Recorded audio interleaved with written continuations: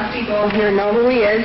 I just want to read a real quick little saying that a member of the audience told me about. This is from Solzhenitsyn, and this is one of the reasons I think we're all here, and we kind of have to remind ourselves why we're doing this. He says, and how we burned in the cabins later thinking, what would things have been like if every security operative, when he went out at night to make an arrest, had been uncertain whether he would return alive and had to say goodbye to his family?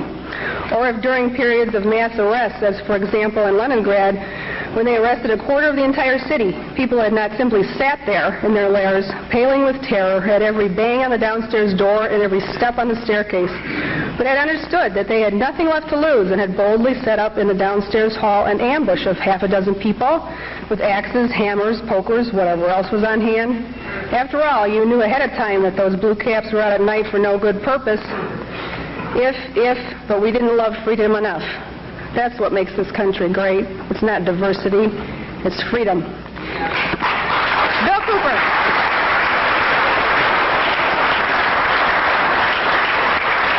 Thank you, Connie.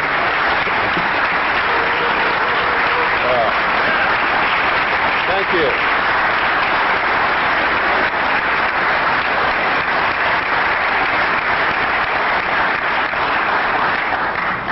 Well, you sure know how to make me feel very humble. Thank you so much. I think one of the biggest misconceptions in this country is what this country is all about, who founded it, for what purpose, and most specifically, what it is that we're all looking for. I'm going to try to clarify some of those, and in doing it, as always happens, someone's going to be angry with my definition of some of these things. I've traveled all over the country. I've talked to probably hundreds of thousands of people individually over a lot of years. I broadcast a radio show that brings me thousands of letters every week.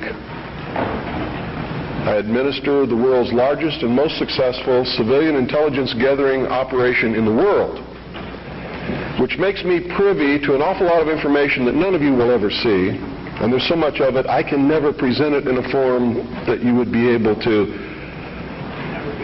look at it and digest it. So that puts a pretty big burden on me and the people who work with me in the intelligence service and in the KAGI News Service in order to digest this information, analyze it, and be able to present to you what we believe, and this is a subjective judgment, what you can digest and what you need to know at that particular time. And in doing this, digesting all this information, reading all of these letters from people of every kind of background that you can imagine, every race, every religion, every kind of agenda. Believe me, there's an awful lot of agendas going on in this country that are dangerous to Americans. Being promoted by people who claim to be Americans, who claim to be patriots, and who claim to be doing the best for this country, including those who want to destroy it and bring about a one-world totalitarian socialist government. They sincerely believe in their heart they're doing the right thing for humankind. You see, nobody gets up in the morning and sets out to do evil. Nobody consciously does that. I've never met any person in my entire life who said, I'm evil, I'm going to do evil things, I like to do evil things, I want to do evil things. They don't exist, in my knowledge. They may exist somewhere, people like Jeffrey Dahmer. And I believe that even Jeffrey Dahmer probably rationalized what he was doing in his own mind to make it right. Isn't that the way we all do things?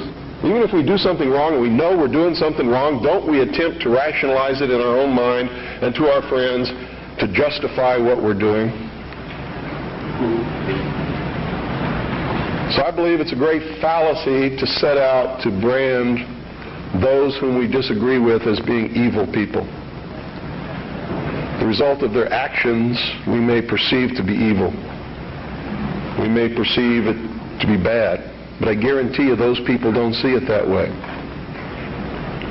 And when we present ourselves to them in that light, we're good and they're evil, Do you think we have a chance of getting them to listen to us? Not on your life. It's not going to happen. So I think we have to change the way we talk. We have to talk to them in a different manner. Now, don't take what I'm going to tell you standing up here today and compare it to what I say on the radio and expect the two to concur. Because when I'm here, I'm just Bill Cooper. I'm talking to you from my heart. When I'm on the radio, I am on a mission. And that mission is to slap people upside the head and wake them up and even make them hate me, if that's what it takes to get them to go examine what I'm telling them to find out that it's right. You see, I don't care how it's done as long as they wake up. And if I have to be the bad guy that they're going to hate for the rest of their life, that's okay with me if I wake them up. But when I'm here talking like this, that's not my mission, because you're awake already or you wouldn't be here. You see? There's a difference between the people here and the people that I'm talking to over those airwaves. Big difference. An awful lot of you are steady listeners of the Hour of the Time and have been probably for many years. And when I'm talking on the radio, I know who you are and I'm not talking to you. And I know that when you're listening and I talk about the sheeple, the stupid sheeple, it doesn't make you angry. You know why? Because you know you're not stupid sheeple, don't you? The person that gets angry has verified that I was right. Because he wouldn't get angry if he didn't know in his heart that he's a stupid sheeple. You ever been walking down the street and somebody comes running out and says, "Bank robber, stop that bank robber." Do you start running? Why don't you start running? Because you're not the bank robber, right? You get angry? No. Do you pay attention most of the time? If you're from a big city, chances are you don't even look around, right? Now, if you're from a small town where I'm at, I mean, people will come running out in the street to see the bank robber. Because it's a small town and not much excitement goes on there unless the IRS comes to mess with me. So, what I'm going to talk to you about today comes from my heart, from my experience in life, from playing this role as messenger, which I take very seriously, from my efforts to wake up the American people, from my family, from all the letters that I get, the people that I talk to, just like I've talked to many of you here today. I've learned some things. And I think these things need to be passed on to you. And I think you need to start examining yourself, your agenda, your mission. Who are you? What are you about? What do you believe about America? Is it true? Are you helping to divide us more? Or are you helping to bring us together? Do you really understand what this country is all about? Now, I know this is going to make some of you angry. That's okay. I know that it's going to open some doors for some of you. I hope that it'll bring us all a little bit closer together. And I hope that everybody, once you've examined your own particular agenda, will try to make it fit better into what we should really be doing. And I'm going to start off way back in history, folks, because that's really where it began. The human race is young in the whole scope of the life of the earth. We're just a young species, really. Haven't been around for a long time compared to everything else that's in this world. And I'm not talking about biblical years, and I'm not talking about theory of evolution years. I'm talking about from the time when you can see that man emerged on the historical scale of this world and began to affect other species and the world that we live in, and himself, by perfecting the ability to think. First original thought. See, there used to be a time in history when man was just like all the other animals. He didn't think, he didn't know good from evil. He existed and lived by instinct just like the other animals did. If you want to believe the record that we can look back and see written in stone. Okay? If you want to believe that there were creatures that ultimately became this thinking man that you see standing up here in front of you and sitting out there amongst you, didn't have this ability. Now, if you doubt that, read Genesis in the Bible and you'll see that it's confirmed there. Wasn't there a time when Adam and Eve lived in the Garden of Eden? They were not to think. They did not know good from evil. They were just there to take care of the garden. Is that correct? So this concept and the biblical concept agree. Man just enjoyed what God had put there and sort of took care of the garden. Any dentist will tell you that our mouth was not made for eating meat. So ancient man most probably ate vegetables and nuts and things like that, roots. Doesn't mean that I'm telling you to become a vegetarian, because I'm not. You see, I really believe in freedom. I believe you should eat whatever you feel like eating. That's your business. But that's known to people who study these things as the age of innocence. Something happened that brought man out of that state, and if you're talking from a biblical reference, out of the Garden of Eden and into the world. He wasn't innocent anymore. He understood that he was naked, and that his partner was naked. He could think. He could look around. He knew when something was good and when it was bad, just as we all do here. When somebody comes up to me and says, well, how do we know which is the right way to go? I know that person is setting me up to justify his bad deeds, and I won't do it.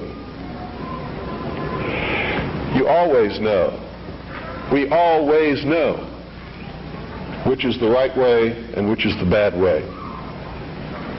The bad way sometimes feels better, so we may choose that way and justify it by rationalization in order to make ourselves feel better about the bad that we did. In the mystery schools, they refer to this mystical time of coming out of the age of innocence as the Luciferian philosophy. I've tried to illuminate you with this for years on my radio broadcast. In the Bible or in the church, they talk about the fall of man. Same thing.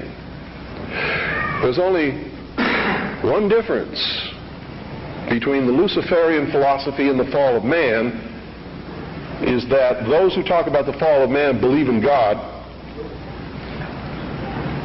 whether or not they believe in a Savior. They believe in God. The ones who believe in the Luciferian philosophy do not. Now here's how that works. In the Bible we're told that Eve was tempted by Satan to eat of the fruit of the tree of knowledge of good and evil. God had commanded Adam and Eve not to eat of the fruit of that tree. If you do, ye will surely die. Isn't that the commandment? Lucifer, through his agent Satan, on the other hand, told Eve, God lied to you. He's holding back the fact that you too can become God. But first you have to eat of the fruit of this tree. And if you do, you will surely not die, but shall become as gods. Isn't that true? So, on the religious aspect, we see that as the fall of man because man disobeyed God. We see that as the subjugation of the woman beneath man, where she had originally been the partner. Now she is subjugated beneath man because she was the agent of man's downfall. Is that correct? Now, I'm not talking right or wrong. I'm not trying to insult anybody in here. I'm just telling you what we're taught. so that we all understand what we're talking about, because that's most important. If you understand something differently than what I'm trying to impart to you up here, and we don't have the same definition, we're not going to understand each other, are we? The mysteries, on the other hand, look at this in a different light. Here's their story. It's a metaphor. They don't believe that there ever was a God, or that there ever is a God, aside from man himself. And man has not reached that state yet, but can, and this is what they teach in the lodges, that if you perfect yourself as the temple of the God within and become Christed, you've all heard this in the New Age movement, you too can become God. In her movie, running on the beach, spinning around, I am God. Go ask her early in the morning when she just wakes up and goes and sits in front of the mirror and looks at her aging face and tries to cover it up with makeup if she's God. She may tell you a different story about that time. Around noon, she might be feeling better and become God again. But this is the reality of the human condition. We'd all love to be gods, wouldn't we? My question to Shirley MacLaine at one time was, please, Shirley, could you make me a universe? She sort of looked at me with this hurt look on her face as she confronted her mortality and realized that she was not God, because she could not make me a universe. She couldn't even make herself a universe. She can't even make herself look young again. She's having a hard time paying some of her debts. God doesn't have that problem, does he? And in her case, she. Here's the way they look at it. Here's their metaphor for the end of innocence. Adam and Eve were held prisoner in the Garden of Eden by an unjust, cruel, and vindictive God.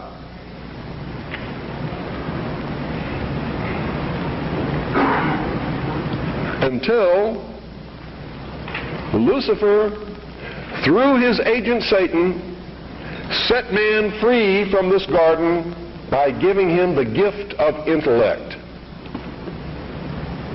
Through the use of intellect, man will conquer the earth, will conquer nature, and will himself become God. It's taught in every Masonic temple in this land. Every secret brotherhood, every secret society, every mystical temple, every occult organization teaches the Luciferian philosophy. They do not believe in Lucifer. They do not believe in any entity called a devil, and they do not believe in God. It is a mistake for you to assume that they do. They are atheists in the strictest sense of the word. They are humanists. That's their religion. At the highest level, their goal is to create a world in which the adepts, the 1,000 points of light, working behind the veil to create the culmination of the great plan, can realize the ultimate happiness for mankind. That's why they don't oppose pornography. That's why they don't oppose certain crimes. That's why they say you should not be put in jail for the rest of your life for murder or anything else. There should be no death penalty, because it was a learning experience. And having gone through that learning experience, you're a better person now. This is what they teach. They believe punishment for these crimes is nothing more than vengeful retribution, which is wrong in their eyes.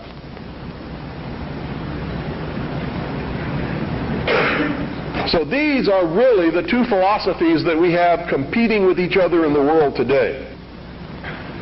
Who brought man the gift of fire? Prometheus. Who was Prometheus? Lucifer.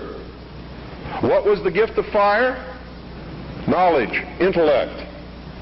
Hasn't man created industry, culture, society, science from the use of one solitary thing? Fire. Without fire, none of it would have occurred. None of it. Nothing. There would be no society without fire. That's how it's represented in the ancient myths and in the mysteries. How art thou fallen from heaven, O Lucifer, son of the morning? What is it represented as? A bolt of lightning struck a tree. The tree burst into flames. Ancient man, if you watch the movie Quest for Fire, rushed up and grabbed one of the burning branches, and it burned his hand, and he let it go. He probably didn't go any farther than that the first time. Second time, he may have found a deer that had been roasted by the heat of the fire in the forest. And being hungry, maybe he partook of some of that meat and found that it tasted pretty good. Also, the fire was warm and didn't get cold at night. And this is where the whole battle between the forces of light and darkness comes from. Man sat up on a rock one night watching the sunset and said, "Boy, I'm in deep trouble now. I can't see in the dark. There's wild beasts out there. There's tigers with teeth 7 inches long that want me for dinner. What am I going to do?" He didn't know what to do.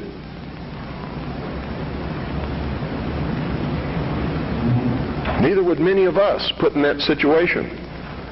But we would know one thing: we're in deep trouble. And so for a good part of his history, man sat huddled in the darkness in some place that made him feel secure, waiting to be saved. Now remember, folks, I'm not telling you what I believe. I'm telling you what is taught in the mysteries. I'm telling you what our enemies believe. Make no mistake about it, they are our mortal enemies. They want to see us wiped off the face of the earth.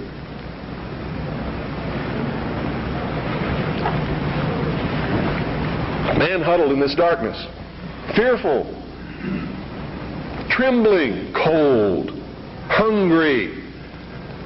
And around about he could hear the beasts roaring. And sometimes they were roaring because they were after him. And sometimes he was eaten. A man eventually saw another tree struck by lightning and grabbed that branch with that flame on it. And by a little experimentation, he learned how to keep that fire going. And if he could keep the fire going, he knew something nobody else knew, and he became the first king, the first priest, the first scientist, all rolled into one.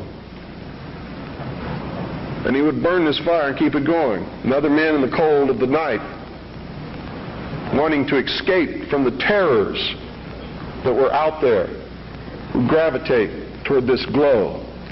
And they would see this man sitting there. And if he was kind, he would let them come to the fire. And they would be warm. And they would be protected, because if the wild beast came, he'd pick up a branch and shove it in its face, and the beast would go away. And so the forces of light overcame the forces of darkness, and in the sunshine of the morning, the newly risen, resurrected child that had died the night before, their Savior, warmed them and saved them from the terrors of the Prince of Darkness. You have to study these things to understand your enemy. Any general who ventures upon a battlefield without understanding the enemy is doomed to defeat. Just like a militia that forms itself upon a peninsula has already created its own concentration camp, unless it has a navy.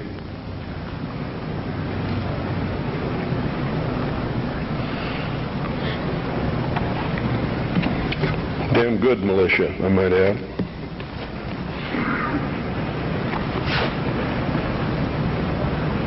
What is the upshot of this? What am I getting at here? These people believe And they have conducted themselves according to their belief and their philosophy since the very dawn of man. These people learned how to control others through the use of a hidden knowledge. This ability to keep that fire going was a technology that nobody else knew. By observing the fire, by keeping it going, by creating ceremonies around this fire, they became a mystery to the others. A mystery always holds sway over those who don't understand it. And the priesthood was born. No king ever existed without the permission of the priesthood. And I don't care what religion you're talking about or what period of history you're talking about, it is the truth.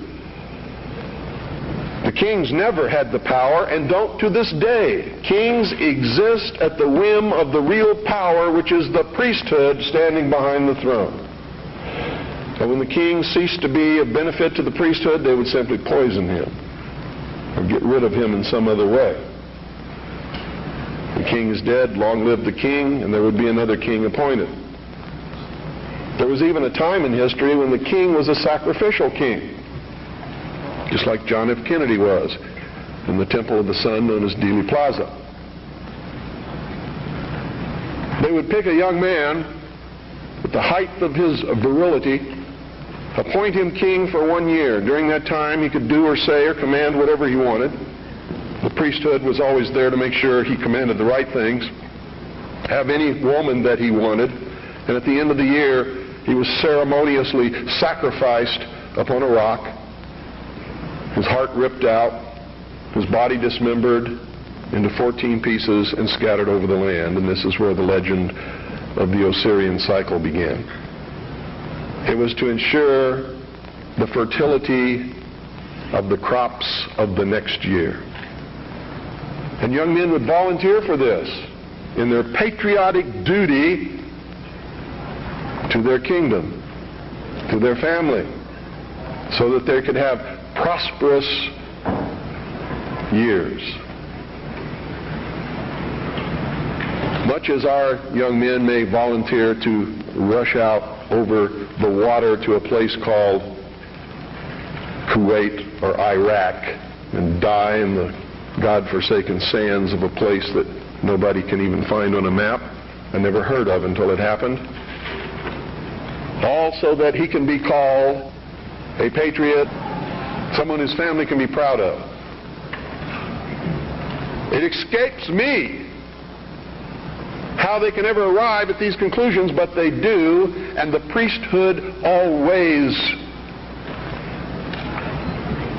takes the most advantage of this willingness to sacrifice oneself upon the altar of his country. The problem with it is it's very seldom really for the country. It's for the advancement of the agenda of the priesthood, whoever the priests happen to be at the time. Am I attacking the church? You better believe it. All churches, all organized religions that have existed since the beginning of the time. Am I attacking the religion of individuals? Never, not on your life. He wasn't trying to create a big church. He knew what happened to those things. And you're all wrong about that, man. When you say you shouldn't get angry, you shouldn't curse, you shouldn't do things that upset other people, because that's what Jesus spent his whole life doing. He threw the money changers out of the temple. Don't you think that made some people angry? Don't you think it was rude to walk up to somebody's place of business, smack them in the mouth, grab their table, and throw it out the door? What about the time he cursed the fig tree? You know, pious Christians sometimes make me very angry. They don't even know Christianity. They don't know the man they're following. He was a revolutionary. He was a dangerous man. And by God, so am I. And so should you be. This country was founded by dangerous men. Amen. And the moment the people in this country cease to be dangerous men, it's going to be the day we cease to have a country. Their whole goal with this philosophy is to teach all men and women that the only end of life is to seek the utmost pleasure and happiness that you can get out of it, because when you die, there's nothing else. That's what they teach. That's what they want you to be. They don't want laws against sexual promiscuity. That's why they don't want families. That's why they don't want marriage. That's why they encourage homosexuality. There's a method to their madness. There's really not much method to yours, because you're operating from a place of ignorance. And until you change that, you're going to be bumbling around, bumping into each other, saying and doing the wrong things, not understanding the nature of your enemy. And if you don't understand the nature of your enemy and the weapons they use, you cannot fight that enemy. You can't fight the battle. You shouldn't even be on the battlefield. That's why you're losing the war. And don't tell me you're not, because I'm in a place of great knowledge about who's winning and who's losing this war. And I can assure you, you're losing the war. Doesn't mean it can't be turned around. But it'll never be turned around until you learn what you need to know. You don't even recognize half the weapons that they use against you. And some of them seem so insignificant that you don't even try. They want to create a world where everybody is happy all the time, doing all of the things that, if you're from a good religious upbringing, is wrong to do. If you're not from a religious upbringing, but you have a good brain and you understand the purpose of morals and ethics, it's still the wrong thing to do. If you're a thinking person. And then the priests had an army. Oh boy, weren't they happy with that? Their whole purpose throughout history has been to teach a small number of people how to become adept at controlling everyone else, and presenting their societies as desirable to the profane, so that you'll go knock on the door and say, hey, can I be a member? And be initiated, with the promise of learning some great secret. What is that secret? The secret is what I have just told you this morning. The secret is how to control everybody else. And you never understand how to control everybody else until you get to the top of this pyramid of initiation. Most people never make it past the third step. All above that are carefully chosen and nurtured and taught. And Americans for all these years have been looking around for the enemy. They've never been able to find an enemy. So those who control them were able to control them even better by giving them an enemy. That's what Stalin and Churchill and Roosevelt determined at Yalta. Who was going to be the enemy post-war? Turned out to be Stalin. And there was going to be this phony Cold War, so that the population would never discover the real enemy. And I'm talking about the population of the Soviet Union as well as the rest of the world. You see, the enemy has always been here. It's your uncle, your aunt, your father, your mother, your brother, your sister, your nephew, your nieces, who belong to the fraternal orders collectively known as the mysteries. The very highest degrees of which, combined together, make up a secret order known as the Illuminati. Their goal is to destroy all existing religions save theirs, all existing governments save theirs, and shackle the mob in a system of eternal oppressive debt chained to a computer for the rest of their life, in a propagandized world to make them believe that they are happy in this system. Now, do you think they're succeeding?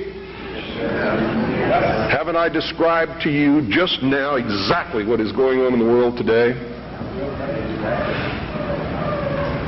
Yes, they're succeeding.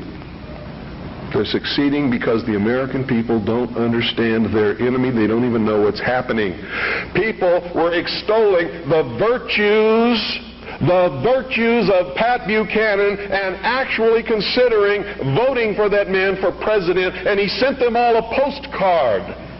And on the front of that postcard, he identified himself as a high priest of the mysteries.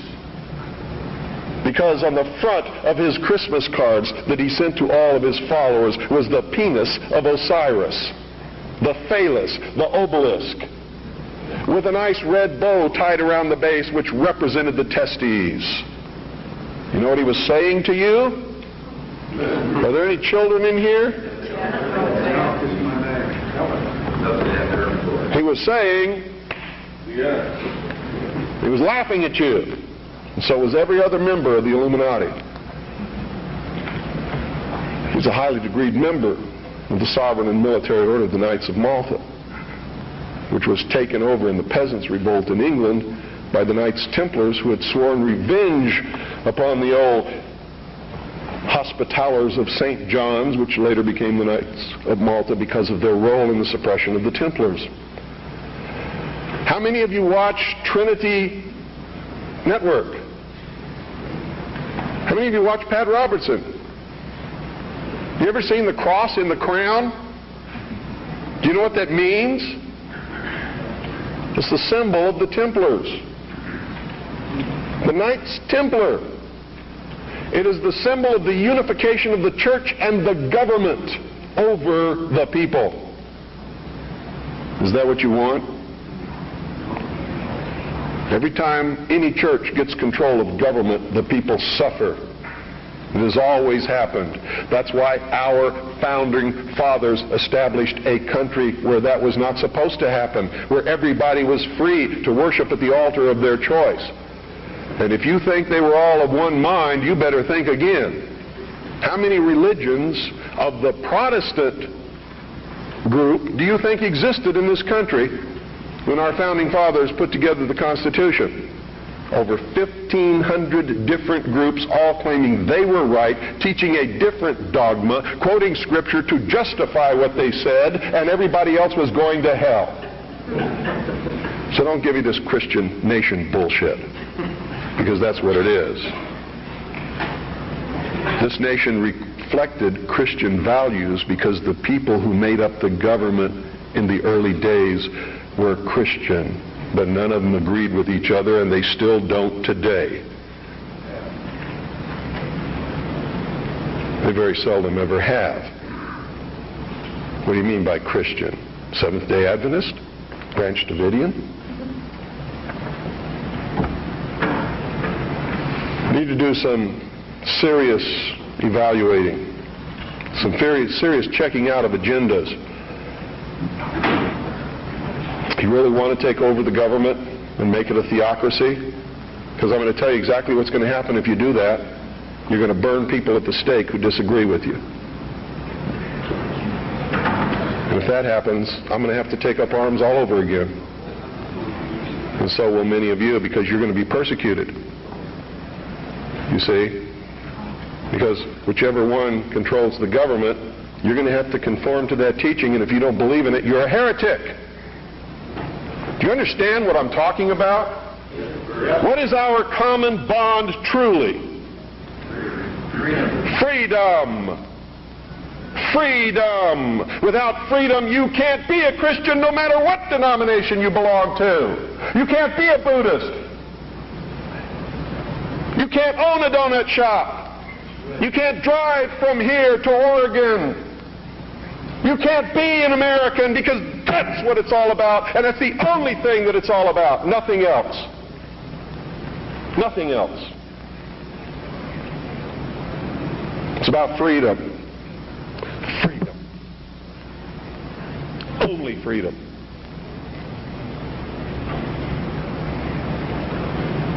It means you have to let other people be free, even if they disagree with you. I had a tremendous admiration for the courage of those two communists who had the guts to walk up with their little communist sign and their communist flag. Two of them, young people, all alone in that sea of America, militia, uniformed patriots. And I saw people who wanted to kill them.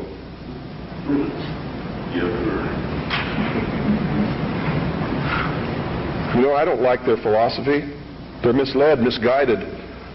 Communism is a terrible thing. But they had guts. And I had a great respect for them. And I believe in freedom. Which means there is no way in the world that we could have had that meeting on your State House grounds this morning unless they had the right to do what they did. Then you had better understand that.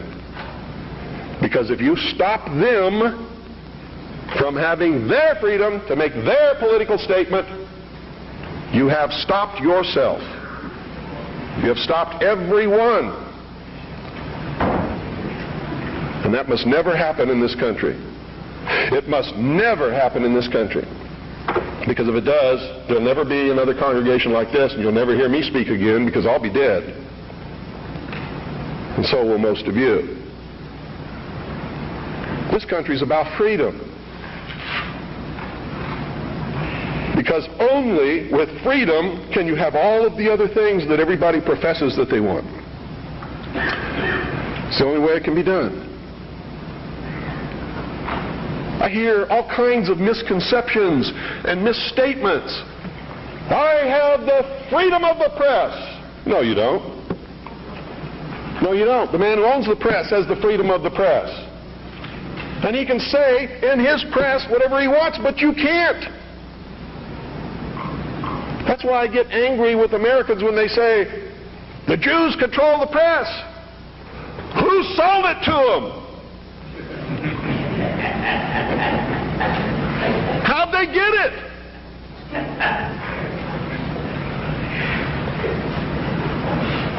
You want the press? Start a press. You want to be on the radio? Do it. But stop whining. Stop bitching. Stop complaining. That guy that owns the press, that's his press. He can do with it what he wants. Just like you do with your car what you want because it's your property. He doesn't owe you anything unless you've got a contract with his signature on it that says he will print what you say. If you can't produce that, he doesn't owe you anything. That's America. You know what's wonderful about America?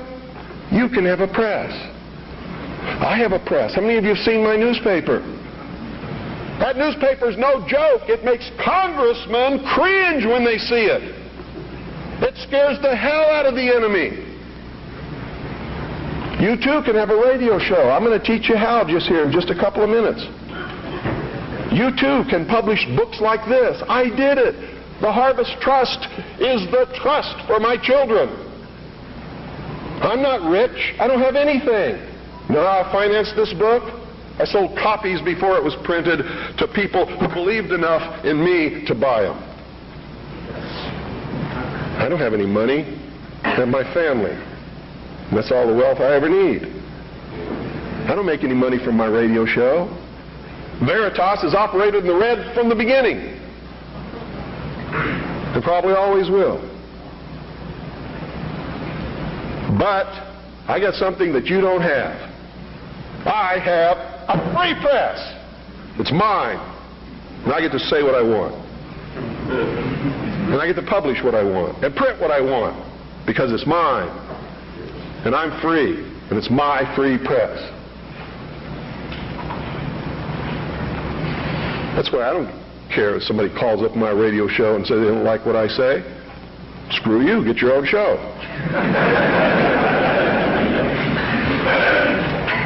I don't don't care that they complain because I won't let them talk on my radio show. Screw you. Get your own radio show. This is mine. Belongs to me. I don't have any contract with you. I don't owe you anything. I was speaking in California one time. A lady stood up in the middle of the crowd and said, "You make me so angry. You're a terrible man. Why didn't you tell me this years ago?" She was lucky I was telling her then. I didn't owe her anything. But she blamed me because she didn't have the information that I was imparting to her on that day years ago. And I had it years before that. I didn't know how to do it. I would have. Oh, God, I would have. You don't really understand sometimes what a terrible burden it is to know some of the things that I know and try to wake people up and impart this knowledge to them and find out that they just have walls built in front of them. They want to be slaves. But we're making some chinks in those walls. You too can have a free press, and that's what it's going to take to get this country back without bloodshed. And I'm going to tell you right now, unless we can be successful in creating a real free press where the American people get different viewpoints other than those expressed in the establishment-controlled media, there's going to be a civil war in this country, and it's going to come soon. The only thing that can stop it is by waking up vast amounts of sleeping people. Sheeple is what they are. They are following the Judas goat right into the shearing pins, and from there they will go to the slaughter, and they will not know that anything is wrong until they smell the blood of the sheeple in front of them.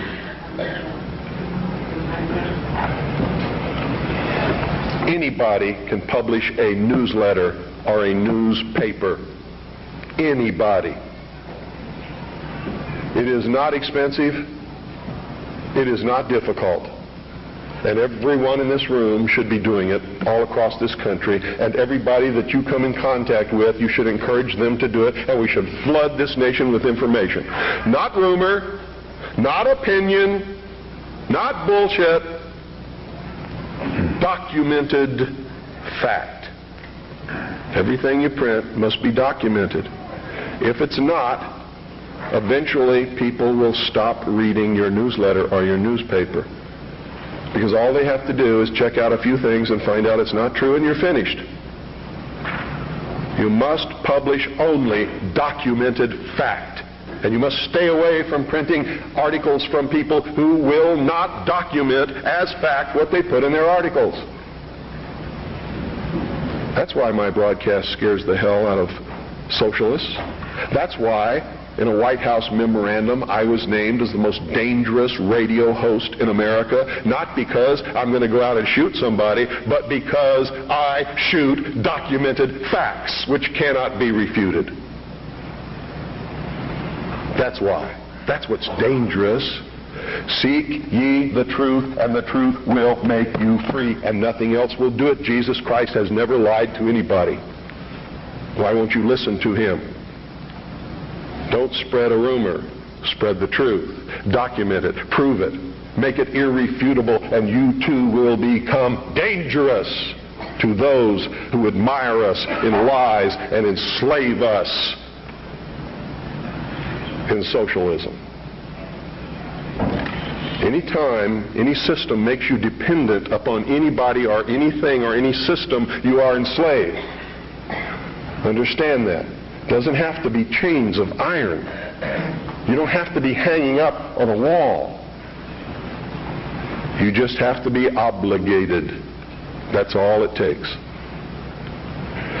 You too can have your own radio station and broadcast anything that you want. You can broadcast your own shows. You can be your own host on that show. You can broadcast tapes of other shows.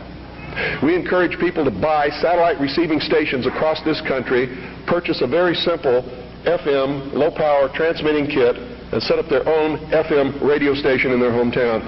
And we now have over 670 people across the nation. It's not expensive.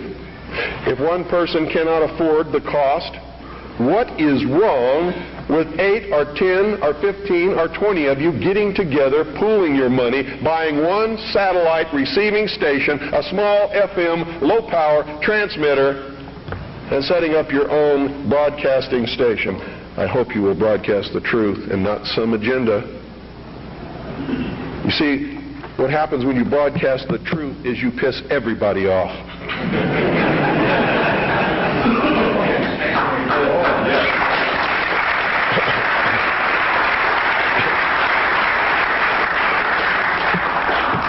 If you don't have my address, I want you to write it down. It's the Harvest Trust. P.O. Box 1970. I'll repeat it a couple of times. Eagar, Arizona. Eagar is spelled E-A-G-A-R. Arizona 85925. That's the Harvest Trust. P.O. Box 1970. Eagar, Arizona 85925. If you have purchased Oklahoma City Day One, it's on the back cover at the bottom. If you don't have a pen and you would like to have the address, you can go up to my wife's table upstairs on the second floor and get one of our flyers. The address will be on the flyer. And all you have to do is purchase that equipment, set it up, hook it into the satellite receiver, and you're on the air with your own radio station within just a few weeks. Broadcasting the Worldwide Freedom Radio Network are your own shows, are other networks that are up there that are Patriot Broadcasting, such as Amerinet and others. Understand this too. I'm not trying to tell you what the truth is, because sometimes the truth is extremely difficult to find. And sometimes we believe we're broadcasting the truth and it turns out we really aren't. But if we find out we aren't, we must be willing and instantly able to go on the air and say we were wrong and correct it. That's a responsibility that we all have to carry. It's embarrassing. I've had to do it several times because I'm a human being. I make mistakes too. The only difference being when I make a mistake, it's usually not forgivable. It's what happens when you become a public figure. Your wife can make a mistake, but Rush Limbaugh never! Right?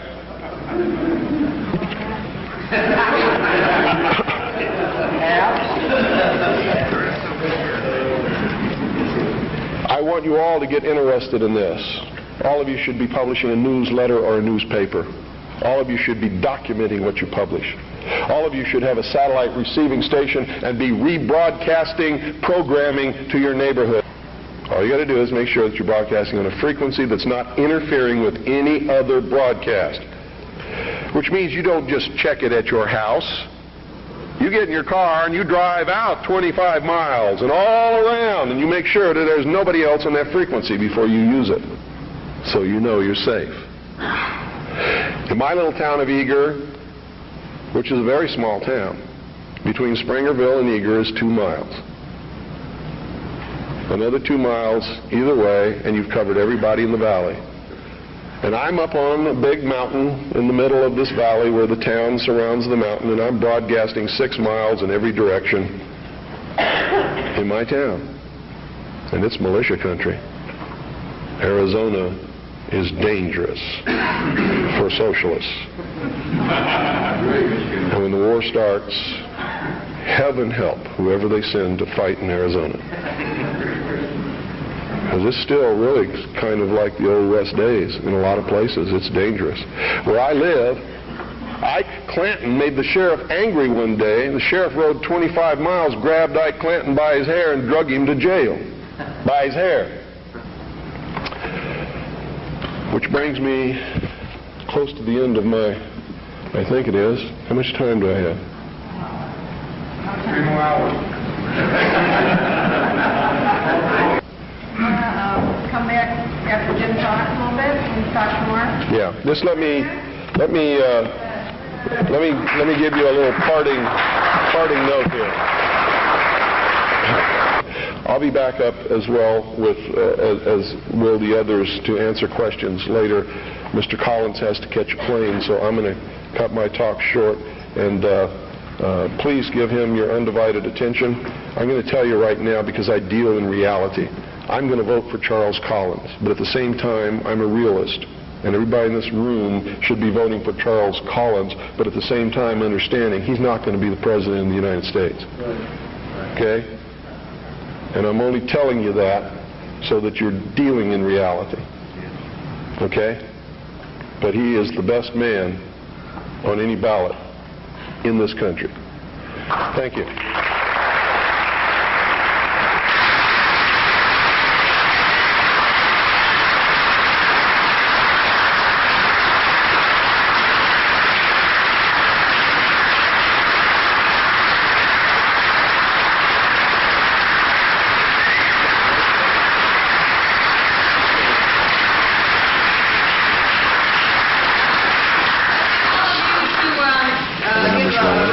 This is the man who designed the No UN flag, John Sorensen.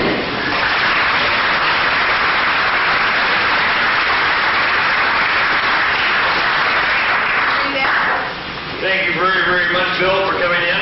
And this is, did you read the other ones too? Or? Go ahead. Okay, in appreciation of William Cooper for the continuing support of American individual sovereignty, say no to the UN.